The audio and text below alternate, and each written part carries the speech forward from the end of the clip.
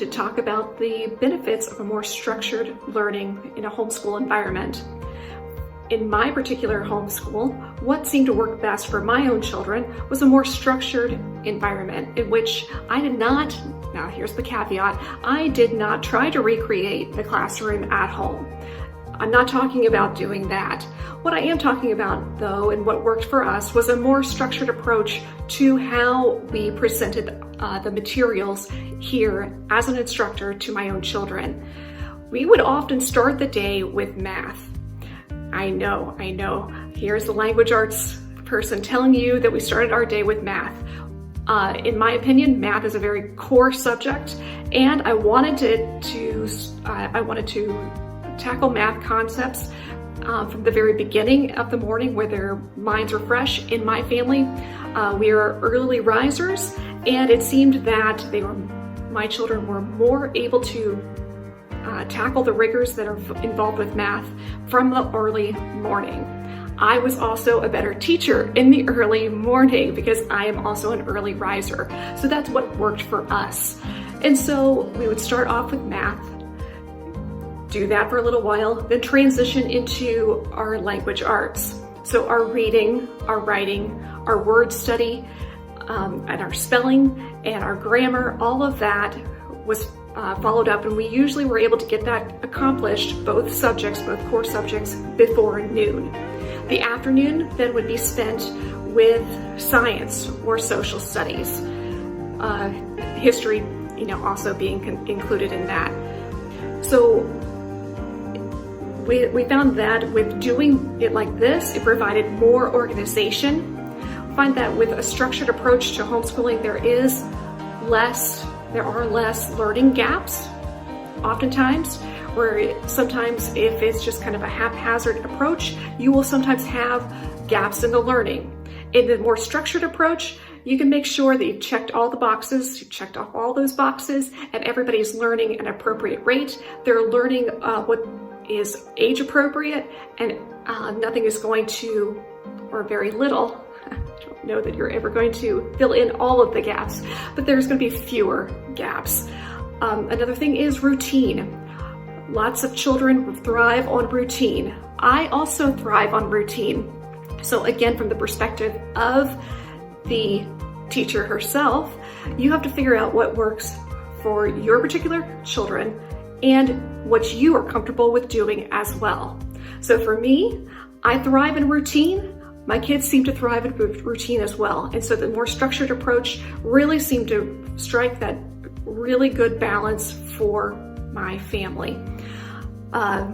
Also, when we're talking about the strengths of the particular learners, for my particular children, I had a logical, mathematical minded child, and the structured approach really fit well with that kind of teaching to that strength. I had another one with a very apt with linguistics and literacy. So in that case, again, it was a really good fit to have a more of a structured approach to our learning. Both of those intelligence types seem to thrive with this approach of a structured, methodical, first this, then that kind of approach. Now, did we follow that every day? No. There was still flexibility, a little bit of leeway. We still did field trips, we still did a lot of things, but they kind of came to the table of we wake up at this time, we start our day at this time, this is the order of what we're going to accomplish today, and all of that was kind of laid out. So we found a lot of success with a more structured form of homeschooling. But again, it's really up to the strengths of the students themselves, your children, and what you feel comfortable with.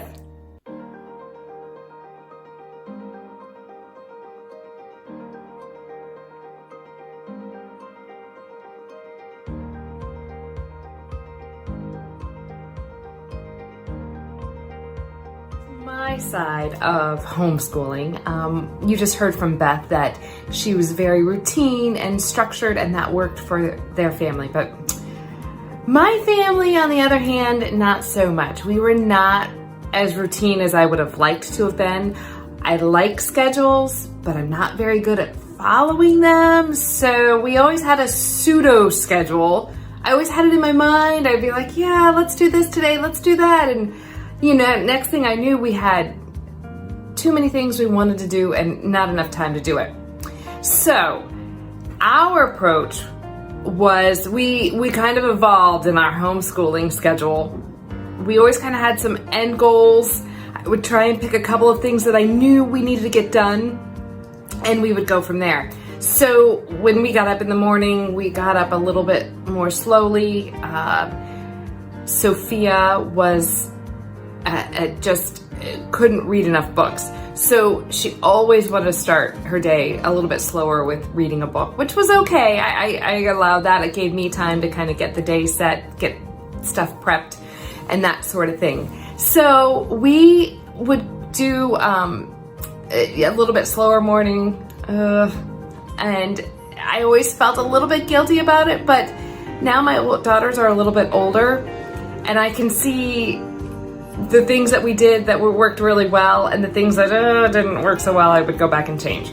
So, knowing my kids' learning styles, my daughter's learning styles, Sophia, my older one, she was more, she had great interpersonal skills. She had great linguistic skills. She was spatially oriented. She loved to do Legos, and she could solve problems. She could put things together. She knew who she was. She was very confident in who she was. And we kind of went with that. We let the kids lead a lot, which worked out most of the time, but sometimes we ran into trouble. And we would roll with it. That's why we homeschooled. We didn't, like Beth said, we didn't try and recreate the classroom setting. We picked what we wanted to learn.